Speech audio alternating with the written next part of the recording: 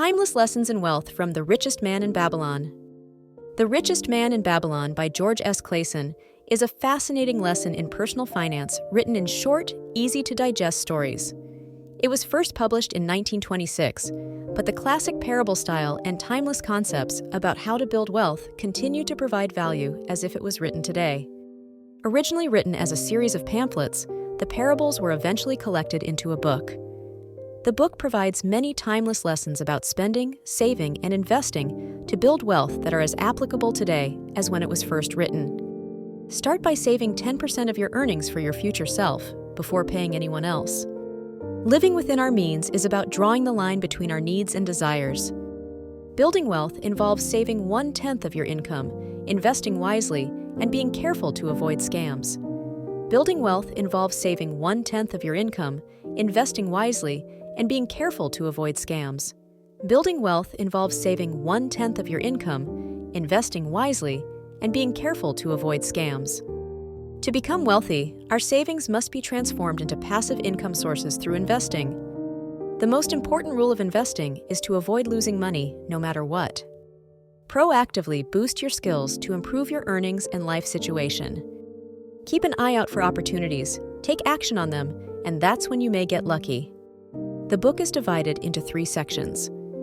The first 7 lessons are the cures for a lean purse that Arkad, the richest man in Babylon, shares with Bansir, and then there are 2 other related parables that impart the last 2 bits of wisdom. Pay yourself first. Live within your means. Put your money to work. Keep your money safe. Be a homeowner. Ensure your future income. Improve your skills to earn more income. The first lesson given by the wealthy Arkad to his students was to pay yourself first. This may be the most basic maxim in all of personal finance, but if you don't follow it, you will never escape the paycheck-to-paycheck cycle. So what does it mean to pay yourself first? There are 2 ways to look at savings, and mathematically they are identical. Savings = income expenses. Expenses = income savings. This desire to live beyond your means is true regardless of your income level. Even if you make $200,000 a year or $1 million a year, there will always be things you desire that are slightly out of reach, whether it be a nice vacation or a luxury yacht. By adjusting your mindset to save a portion of your income first, the richest man in Babylon uses 10%, you will be satisfying your desires and still living within your means. Once you have mastered your spending and are consistently saving money every month, the next step is to put your savings to work, earning their keep. I like to think of each dollar as an employee. I want my employees to work hard for me and earn as much money as they can. This is the concept of investing.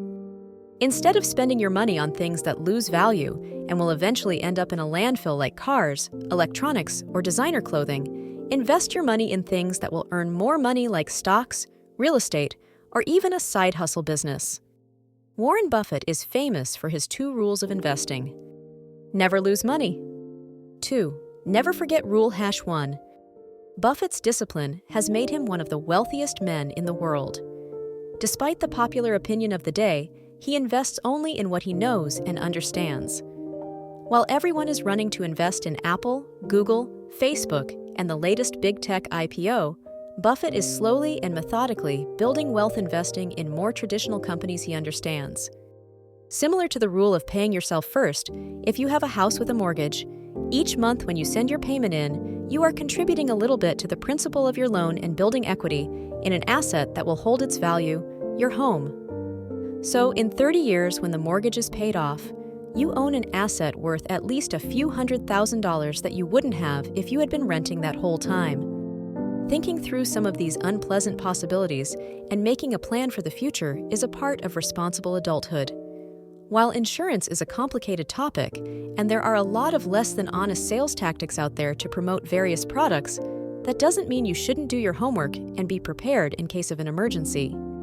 Some of the different types of insurance you should at least consider would be health insurance, life insurance, disability insurance, homeowner's insurance if you own a home, long-term care insurance. All of these cost money every month in anticipation of a future tragedy that may never happen. but you owe it to yourself and your family to think through these possibilities and have a plan should the worst-case scenario come to fruition. In the personal finance equation, there are two ways to come out ahead: spend less or earn more. There is a reason this lesson is toward the end of the book. If you don't learn the basics of how to control your spending, live within your means, and invest wisely, then earning more income will do you no good. You will just adjust your desires to match your new, higher income and still be stuck in the paycheck-to-paycheck cycle. But once you have learned the basics of personal finance and have a handle on your budget, then earning income can be a powerful tool to build wealth. There is no denying that it is much easier to become wealthy making $500,000 per year than $50,000. But if you haven't learned the discipline of saving and investing, earning 10 times as much will do you no good in the long run and is no guarantee of building real wealth.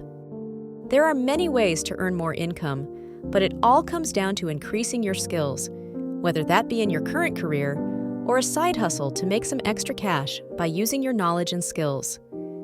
In my own life, I decided to invest my time in learning how to invest in real estate and built a steady stream of passive income over the last several years.